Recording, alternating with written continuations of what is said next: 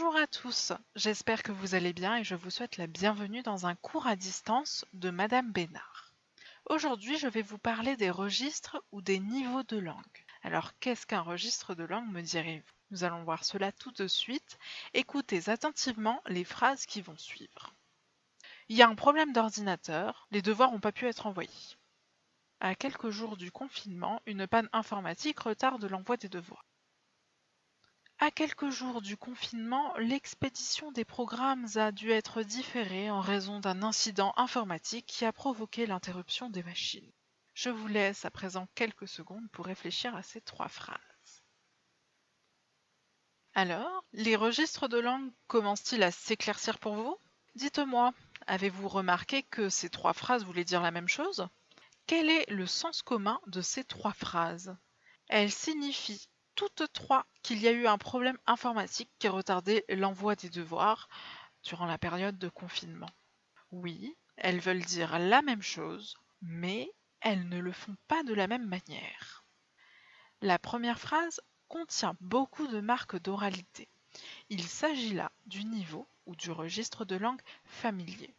Ce registre de langue est employé par les élèves dans la récréation, entre des personnes qui se connaissent très bien, des amis proches ou des membres d'une même famille, d'où le terme familier. Ce n'est pas un registre que vous devrez utiliser lorsque vous serez employé dans une entreprise. Il y a un problème d'ordinateur, les devoirs n'ont pas pu être envoyés. Par exemple, il faudrait ici remplacer le « y a » par un « il y a ». L'expression problème d'ordinateur est inexacte, elle veut tout et rien dire. On remplacera cette expression par problème informatique. Les devoirs ont pas pu. Ici, la négation n'est pas complète. En effet, pour qu'elle soit complète, il faudrait ajouter le ne de négation. Les devoirs n'ont pas pu être envoyés. Le registre familier est surtout employé à l'oral. Son vocabulaire est relâché et les règles de construction grammaticale, comme le fait d'employer ne et pas dans la négation, ne sont pas toujours respectées.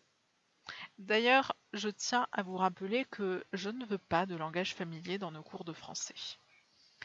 La deuxième phrase appartient au registre courant.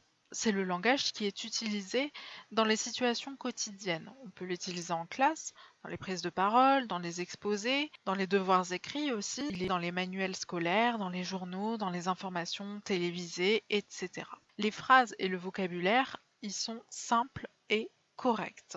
C'est un langage qui est compris en général par tous. Enfin, il nous reste la troisième phrase qui appartient au langage soutenu. Celui-ci se retrouve surtout à l'écrit, dans une lettre de motivation par exemple, ou dans des œuvres littéraires, et à l'oral dans certaines circonstances. Il contient des phrases complexes, des phrases plus longues, un vocabulaire riche, très précis. On a tendance à l'utiliser lors des examens, lors de concours ou lors de discours officiels.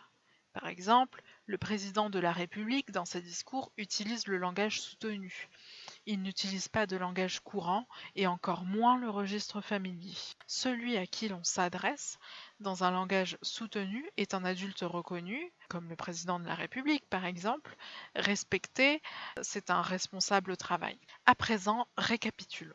Il y a donc trois registres de langue. Le registre familier, celui que l'on utilise avec ses proches ou en récréation, le registre courant, celui que l'on utilise quotidiennement en classe, avec un vocabulaire simple mais correct. C'est d'ailleurs le registre que j'utilise en ce moment même, le registre soutenu, celui que l'on utilise dans des situations particulières et qui est caractérisé par des constructions de phrases élégantes et par un vocabulaire riche. Testons maintenant vos connaissances.